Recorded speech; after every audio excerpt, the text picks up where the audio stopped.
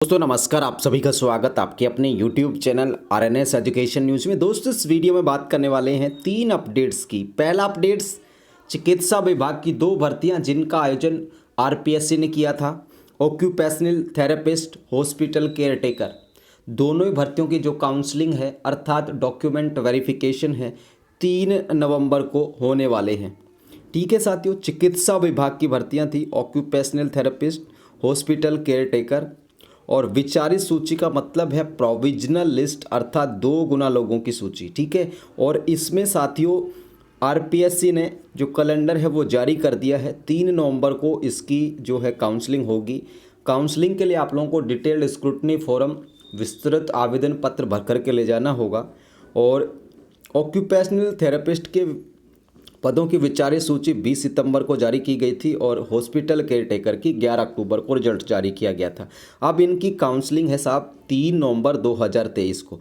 Counselling के लिए इन्होंने रोल नंबर वगैरह बताए हैं, कब से कब तक क्या है, तो वो आप लोगों को हमारे टेलीग्राम चैनल पर मिल जाएगा। काउंसलिंग का समय होगा 9 बजे से, ठीक है साथियों, और 1 बजे तक यहाँ पर टाइमिंग दी गई है अलग अलग रोल नंबर के हिसाब से। तो ये तो हो गई बात 2 भर्तियों की। दूसरा जो अपडेट है साथियों वो, और सबसे अंत में चिकित्सा विभाग की जो भर्तियां हैं उनके लिए भी अपडेट लेकर के आया हूँ।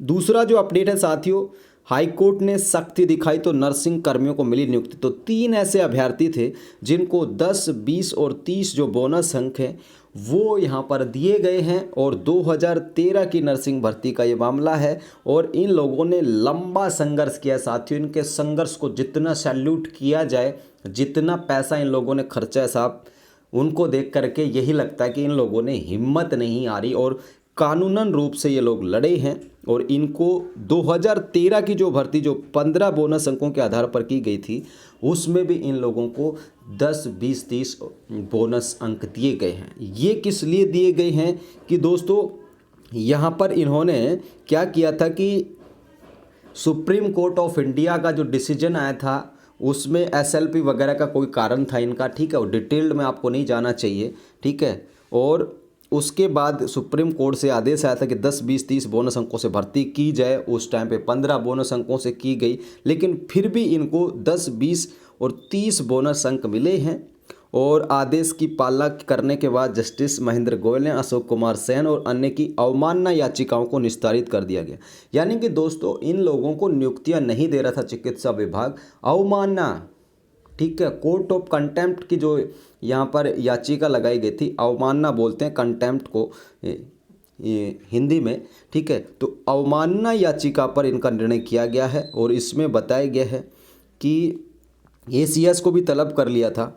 2013 की ये भर्ती का मामला था।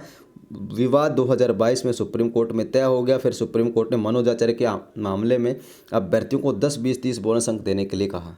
और उसके बाद हाईकोर्ट ने भी 2 फरवरी 2023 को बोनस अंकों का लाभ देने के लिए यहाँ पर निर्देशित किया, लेकिन चिकित्सा विभाग ने अदालती आदेश की पालना नहीं की और उसके बाद इनको अवमानना याचिका लगाई गई। अवमानना का मतलब ये है कि भाई कोर्ट की बातों को नहीं मानना, यानी कि कोर्ट के जितने भी आदेश हैं उनको डिक्लाइन किए जा रहा था चिकित्सा विभाग। लेकिन वही हुआ दोस्तों, जब डर लगा एसीएस को तलब किया कि भाई तुम आ जाओ कटघरे में, तो फिर इन्होंने इन 3 लोगों की नियुक्ति के आदेश जारी किए गए। ये पहला ऐसा मामला है 2013 की भर्ती में जिसमें 10, 20 और 30 बोनस अंकों से इन्हें नवाजा गया और इन्हें नौकरी दी गई। इनके संघर्ष को, इनकी जो लड़ाई थी उसी को ये इनका क्रेडिट जाता है, ठीक है। सरकार ने, चिकित्सा विभाग ने बहुत सारी कोशिशें की, लेकिन इन्होंने वो लड़ाई जारी रखी और फिर इनको 10, 20, 30 बोनस अंकों को दे करके अब इनका चयन किया गया है। इनके नियुक्ति आदेश 2-3 दिन पहले जारी हुए थे। अब दोस्तों तीसरा जो मामला है वो यहाँ पर देखिए, अनुराग नेहरा की भाई की जानकारी है और इसमें इन्होंने बताया कि जो स्वास्थ्य विभाग की प्रक्रियाधीन वैकेंसियों के संबंध में 00025 फाइल सिफू के अधिकारियों तक पहुंच गई। अब इस फाइल में तो ये है साथियों कि भाई तुम जो है काम जारी रखो। काम से मतलब है लिस्ट वगैरह बनाओ, परिवेदना निस्तारित करो, होल्ड वालों को निस्तारित करो, रिजल्ट वगैरह जारी करो। पोस्टिंग वगैरह नहीं मिल पाएगी चुनावी आचार संहिता के कारण। बाकी और जो काम है लिस्ट वगैरह बनाने के, जो प्रोसेसिंग का है, वो सारा का सारा काम चिकित्सा विभाग भर्तियों में यथावत चालू रहेगा। और ये जो फाइल है सिफू के अधिकारियों को मिल गई है, एक तरीके से सिग्नल मिल गया है, ठीक है दोस्तों। इसे एक तरीके से सिग्नल मिल गया, ओके यहाँ पे हुआ है। और ओके होते ही अब जो सिफू है वो लग गया है अपने काम में। जो चिकित्सा विभाग भर्तियों की जो पेंडेंसी बच रही है, 8 भर्तियां हैं जिनमें से 7 भर्तियों की फाइनल लिस्ट का काम बाकी है। एकमात्र जो भर्ती है फार्मासिस्ट की, उसकी अभी प्रोविजनल अर्थात अंतरिम जो चयन सूची है वो आना बाकी है। तो स्वास्थ्य विभाग की जो 8 भर्तियां हैं उन सब का बहुत जल्द निस्तारित यहाँ पर किया जाएगा।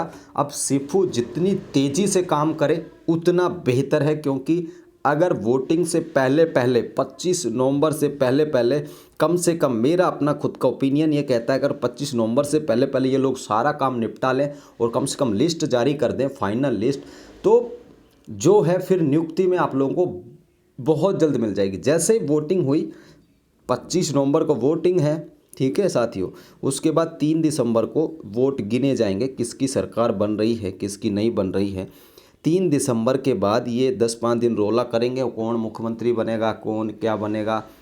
और आप ये मान के चलो लगभग 20 दिसंबर तक, ठीक है, 18, 19 और 20, ठीक है, तब तक सरकार शपथ ले लेगी। शपथ जो संवैधानिक जो कर्तव्य हैं सरकारों के, उसके तहत शपथ ले लेगी सरकार 20 दिसंबर से पहले। और शपथ लेते वक्त अगर चिकित्सा मंत्री वगैरह बना दिए गए तो आप लोगों की नियुक्ति मुझे लगता है जनवरी में हो जाएगी, ठीक है। मेरा खुद का ओपिनियन ये कहता है, अगर शपथ के साथ चिकित्सा मंत्री बना दिया जाता है 18-19 दिसंबर को, जब भी ये लोग शपथ ले, वैसे बेसिकली 18 दिसंबर को लेते हैं, लगभग 18 या 19 दो ही डेट रहती हैं, तो 18 दिसंबर तक ये शपथ ले लेंगे। और उसके बाद जो है आप लोगों की नियुक्तियां जो हैं वो हो सकती हैं अगर चिकित्सा मंत्री बना दिया जाए। तो कुल मिला के ये जो समय है फ़िलहाल 1 महीने का चिकित्सा विभाग भर्तियों को लेकर जो चुनावों तक का, उसमें सिफू को अब तेज़ गति से काम करना चाहिए।